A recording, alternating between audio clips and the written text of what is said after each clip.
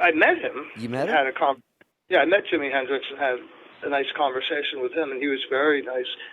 And he was with Frank Zappa at the time, so I got a double whammy. I got both their autographs, and got to talk to both of them, so that was very exciting.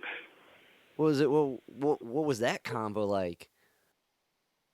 I walked into Manny's music store here in New York, and they were just about to close the store. I was buying some drumsticks for a little kind of audition session the Doughboys were about to do. And I hear this guitar wailing in the back of the store. And the store is empty. They're just kind of getting ready to close up. And I walk back there, and it's Jimi Hendrix. He's sitting there. And standing up beside him is Frank Zappa.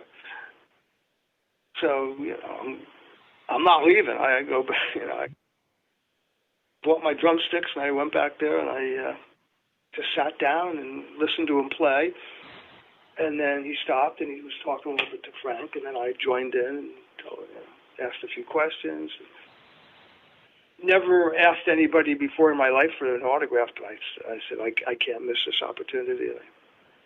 I got a napkin and a pen, and they both signed it on one napkin.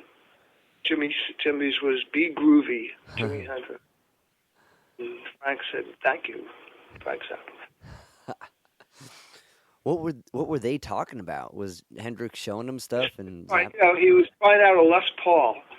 Huh. He was playing, which you don't usually associate with him. And it Right. was a right-hand Les Paul, and he was well in a way. And I guess they were talking about,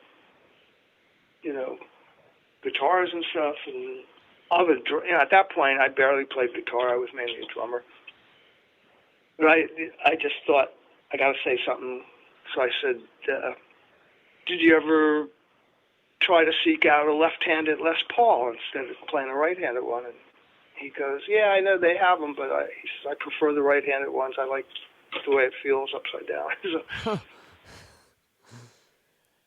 And then, to top off the story, about 6 months later, I was filling in on drums for some band that was opening for the Mothers of Invention at Fairleigh Dickinson University, and backstage and standing next to Frank Zappa, and I reminded him how I met him at Manny's with Jimi Hendrix, and he said, oh, yeah, I remember.